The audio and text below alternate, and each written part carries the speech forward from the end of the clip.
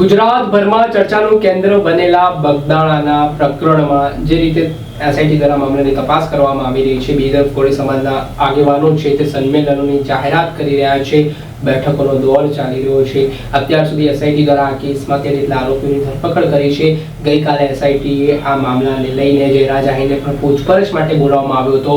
ત્યારે આજે પરિસ્થિતિનું નિર્માણ થયું છે બગદાણામાં, તે મામલે વરિષ્ઠ પત્રકાર જગદીશ મહેતા સાથે અમે સંવાદ કર્યો. તેઓ શું માની રહ્યા છે, શું તેમણે આંકલન કર્યું છે, હવે આગામી ભવિષ્યમાં નવનીતભાઈ બાલદિયાને કઈ રીતે ન્યાય મળી શકે છે તે બાબતે તેમણે શું પ્રતિક્રિયા આપી તે સાંભળો. જે બબાલને લઈને મામલો ગરમાયેલો હતો, ગઈકાલે એસઆઈટી દ્વારા જયરાજ આહીરની પૂછપરછ કરવામાં આવી, ત્યારે આપણી સાથે વરિષ્ઠ પત્રકાર જગદીશભાઈ મહેતા જોડાઈ ચૂક્યા છે. તેમનાથી સમગ્ર ઘટના હવે જાણવાની છે કે આગળ શું. જગદીશભાઈ, જે રીતે કોળી સમાજના આગેવાનોની માંગ હતી કે આ કેસને લઈને જયરાજ આહીર પર સતત આક્ષેપો લાગી રહ્યા હતા નવનીતભાઈને મારવા મામલે, ગઈકાલે એસઆઈટીએ પૂછપરછ કરી. શું લાગે છે હવે આગામી સમયમાં કોળી સમાજ એક તરફ સંમેલનની તૈયારી કરી રહ્યું છે? જુઓ ફૈઝલભાઈ, વાત એવી, એક મહાન તત્વવેતાએ છે ને બાકસની સળી પ્રગટાવીને એક બાળકને પૂછ્યું કે આ અગ્નિ ક્યાંથી આવ્યો. બાળકે ફૂંક મારીને ઓલવી દીધી કે આ ક્યાં ગયો, કે રામ જાણે, બસ તો જ્યાંથી આવ્યો નથી ગયો. એસઆઈટી માં એવું થવાનું, અને અત્યારે આ બગદાણા પ્રકરણનું એવું થયું છે. આટલા દિવસથી ઘમાસાણ ચાલે છે. 15 ધારાસભ્યો, 3 સંસદ સભ્યો અને બાકીના બધા ભેગા થઈને ત્યાં ગયા. એમાં એક કેબિનેટ મિનિસ્ટર, એક કેન્દ્રીય મંત્રી, આટલા લોકો ગાંધીનગરમાં ગયા. સરકાર એ ભાજપની છે, બધા આરોપી ભાજપના, ફરિયાદી ભાજપના, વચ્ચેના મધ્યસ્થી કરનારા ભાજપના, એ પણ ભાજપના, ન્યાય માગનારા ભાજપના, ન્યાય આપનારા ભાજપના. છતાંય હજી સમાજ ત્યાં ને ત્યાં, જ્યાં આથી હુમલો થયો એ સમયે જે હતું એવી જ ઉત્કંઠાવશ કે ન્યાય મળશે કે કેમ છે, તો સ્થિતિ ત્યાં ને ત્યાં. એટલે આપને કહું છું, વોટ નેક્સ્ટ. 1 તારીખે તમારી જાણ ખાતર ગાંધીનગરમાં સવારે 9 વાગે હીરાભાઈ સોલંકી અખિલ ભારતીય કોળી સમાજના નેજા હેઠળ બેઠક બોલાવી છે. એ દિવસે સાંજના જીતુભાઈ વાઘાણી, ભાવનગરના મંત્રી જે છે આપણા, એના મત વિસ્તારમાં કોળી સમાજે પણ મીટિંગ બોલાવી છે. ત્યાં સંમેલન છે, અહીંયા મીટિંગ છે. ગાંધીનગરમાં મીટિંગ, અહીંયા ભાવનગરમાં સંમેલન. અર્થાત આ બંને વાત એમ સૂચવે છે કે હજી સુધી કોળી સમાજને એવો ઘૂંટડો ગળે ઉતરો નથી કે અમને કઈ ન્યાય મળો અથવા તો મળશે. મુશ્કેલી શું છે, એસઆઈટી એ કર્યું, તપાસ ચાલુ છે સરકાર લેવલે. એને જેટલા લોકોની ધરપકડ કરી એ લોકોએ આપણે જાણવા પ્રમાણે એને પોતાના મોબાઈલના ડેટા છે એ ડિલીટ કરી નાખ્યા હતા. પછી એની ધરપકડ થઈ, એટલે ડેટામાં તો કઈ મળે નહીં. આખા કેસનું સૌથી મોટું ફોકસ અગર ક્યાંય હોય તો એ શું છે કે હુમલાખોરો નવનીત બાલદિયા ઉપર જયારે હુમલો કરી રહ્યા હતા ત્યારે એને કોને મોબાઈલ બતાવ્યો લાઈવ કે જુઓ મેં આને માર નાખ્યો. આટલી જ વાતમાં બધી જ સાર છે ને આખો. યસ. પણ ઈ ડેટા કહેવાય છે કે અમુક જે હુમલાખોરો છે એને ડિલીટ કરાવી નાખ્યા પછી રજૂ થયા, અથવા તો પછી એની ધરપકડ થઈ. હવે એ ડેટાને પાછા રિફર, એટલે કે પાછા રિટર્ન લાવવા હોય, શોધી કાઢવા હોય તો ગાંધીનગર એફએસએલ માં જવું પડે ને બધી વ્યવસ્થા, એની પ્રોસેસ છે એ કરવી પડે સાયન્ટિફિકલી અને ટેકનિકલી. હવે ગાંધીનગરમાં ભીડ છે, કારણ કે સાયબર ક્રાઇમ નું અત્યારે સૌથી હોટેસ્ટમાં હોટેસ્ટ કહી શકાય એવી જો કોઈ પણ હોડ મચી હોય ક્રાઇમમાં, છેતરપિંડીમાં, ઓનલાઈન વધુ થાય. એટલે ત્યાં એફએસએલ કરવામાં ન્યાય બધાના વારા આવે ત્યારે થાય ને. બિલકુલ. એટલે આ બધા જ મોબાઈલ જે છે ત્યાં અત્યારે આપવામાં આવ્યા છે. 17 દાડા થઈ ગયા ને હજી એકાદ મહિનો લાગશે. એકાદ મહિના પછી ખબર પડે ડેટા પાછા રિફર થઈ શકે કે કેમ થઈ શક્યા, તો એમાં કઈ આવ્યું કે કેમ, વગેરે વગેરે. એ પાછો જુદો એપિસોડ છે. એટલે આમ તમે જુઓ તો અત્યારે ઓલા કામ ચાલુ રસ્તો બંધ એવું જે રોડ ઉપર લખીને પાટિયું નથી મારવા આવતું એના જેવું છે કે તપાસ ચાલુ, ન્યાય અત્યારે હજી બધું અકબંધ. ઇન બિટવીન ગાંધીનગર અને ભાવનગરમાં મિટિંગો જે થઈ રહી છે, ઈ મિટિંગો નવનીતભાઈ બાલદિયાનો ઇસ્યુ એમાં ચર્ચા છે ચોક્કસ, પણ સ્થાનિક વર્તુળો દ્વારા અમને જે જાણવા મળ્યું એવું છે, સ્થાનિક વર્તુળો એટલે પાછા વિશ્વસનીય અને ગંભીરતાપૂર્વક લઈ શકાય એવા વર્તુળોની વાત કરું છું, એલફેલ નહીં, કે આમાં દુખે છે પેટમાં અને કૂટે છે માથું સમાજના નેતાઓ. બેઝિકલી એને પોતાના કામ નથી થતા એની રાવ છે. કામ કરાવવા માટે પ્રેશર ટેક્ટિક કરવું છે. મળી ગયું નવનીત બાલદિયાનો કિસ્સો એમાં ઢાલ રૂપે. ફેઝલભાઈ, તમે જાણો છો વડોદરાના 5 ધારાસભ્ય છે ભારતીય જનતા પાર્ટીને પત્ર લખ્યો હતો ને અમારા કામ બ્યુરોક્રેટ્સ નથી કરતા વગેરે, અને બહુ ચગ્યું હતું શૈલેષ સોટા સહિતનું. યસ, બસ આ એની જ માસીનો છોકરો. આ લોકોને પણ અત્યારે 2 પ્રકારની પ્રેશર ટેક્ટિક છે. નંબર 1, જે તાલુકા જિલ્લા પંચાયતની ચૂંટણી ન કરે નારાયણને માર્ચ એપ્રિલ મે માં અથવા તો નવેમ્બરમાં, એ 2 ગાળા અલગ અલગ છે. જો એમનેમ થઈ જાય કઈ નિર્વિઘ્ન તો, એટલે કે બીજું કોઈ SIR નો ડખો ન નડે તો એપ્રિલ મે માં છે. SIR નો ડખો નડે તો નવેમ્બરમાં પણ જાય એવી સંભાવના છે.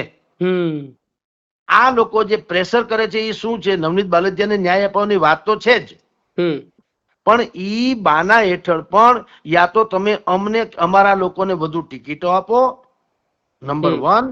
નંબર 2, અમારા મત વિસ્તારના નામે, ઈ પછી એમાં પોતાના કામે હોય, સમજી લ્યો. પોતાના એટલે હાવ અંગત ન હોય તો પણ ગમે ઈ ગણો, પણ એમાં મત વિસ્તારના નામે, જેમ નવનીતભાઈ બાલદિયાના નામે થાય છે, મત વિસ્તારના કામ નથી થતા એના નામે 5 કામ પોતાના કરાવી લેશે. આ પ્રેશર ટેક્ટિક છે.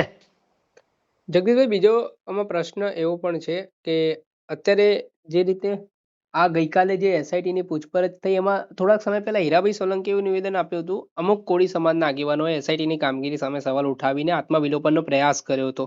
તેમણે કહ્યું હતું કે આ લોકો, જે લોકોએ આત્મવિલોપનનો પ્રયાસ કર્યો, કોંગ્રેસ સાથે સંકળાયેલા છે. પેલા સમાજ એક હતો, પછી આમાં ફાટા પડ્યા, પછી પક્ષ આવ્યું કે ભાઈ કોંગ્રેસ સાથે સંકળાયેલા છે.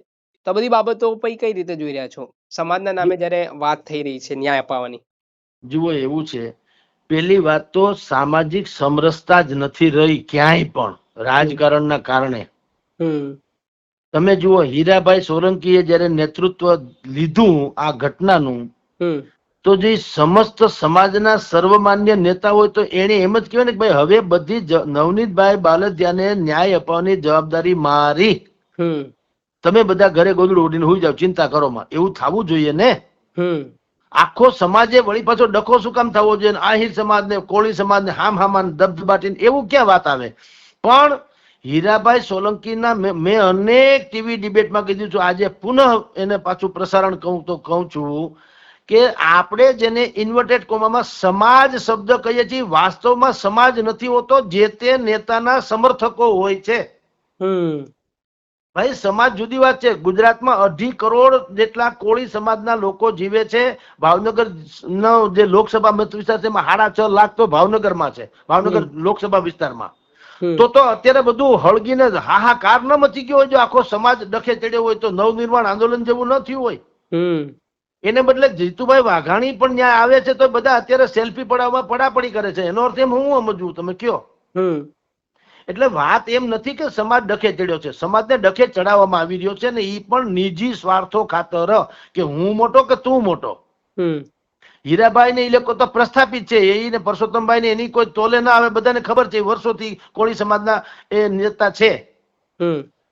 આ કેસમાં હવે બીજા બધા જેને સૂચિત નેતા કહી શકાય, જેને નેતા થવું પણ છે અથવા તો જે નેતા થવાની હરોળમાં છે, એ લોકો પોતપોતીકી રીતે હવે નવા મોરચા કાઢી રહ્યા છે. કોઈ સુરત થી કાફલો લઈને આવે છે 100 ગાડીઓનો, કોઈ બીજી કોરથી બગદાણા વળી પાછો 50 ગાડીનો કાફલો લઈને આવે છે, કોઈ સમાજના સંગઠનના વડા તરીકે નિવેદનો આપે છે, કોઈ બીજી રીતે સોશિયલ મીડિયામાં એલફેલ બોલે છે. ના, નિવેદન બધા આપી રહ્યા છે, પણ કહી રહ્યા છે બાપજી હુકમ કરશે તો અમે કરીશું. પછી એ શબ્દો પણ એમના આગેવાનો ના આવે છે. એ લોકો પોતાની રીતે કાફલાઓ તો લાવે છે જગદીશભાઈ, પછી કહે છે કે હીરાભાઈ કહેશે, પરસોત્તમભાઈ કહેશે તો અમે કરીશું.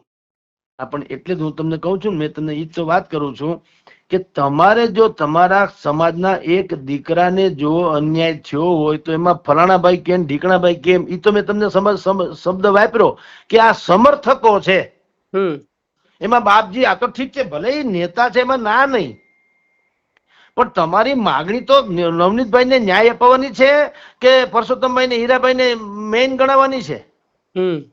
ન્યાય અપાવવાની વાત હોય, તમારા કે મારા ઘરમાં આગ લાગે તો પડોશી એમ કે ભાઈ કોઈ માણસ આવીને મને જો વિનંતી કરે અથવા તો મને પત્ર લખીને મોકલે તો હું એમ કે એકાદી બાલદી પાણીની નાખું ઠારવા, એવું હોય કોઈ દી? ના. તમારે આગ લાગી છે પેલા હું તમારે ને મારે જામતું હોય કે ન જામતું હોય, કદાચ તમારે ને મારે દુશ્મનાવટ હોય તો આગ લાગી હોય તો મારો પડોશી ધર્મ તો છે ને કે આગ ઠારી નાખું એમ કહું.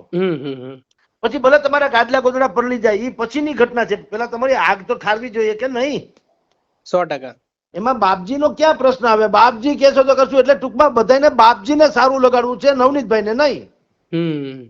આ તો પ્રોબ્લેમ છે. એ તો હું કહું છું કે ભાઈ સમાજમાં નવનીતભાઈને હવે ક્યાં કોઈ પાકિસ્તાનમાં રહ્યો છો યાર તમે, આરોપી જે છે ઈ ભાજપના, ફરિયાદી ભાજપના, ન્યાય અપાવવાની વાત કરનારા બધા જેટલા જૂથો છે એ ભાજપના, મોટા ભાગની કોળી સમાજ જે છે એ કોંગ્રેસ અને ભાજપનું કહેતો મોટા ભાગના લોકો ભાજપની સાથે છે.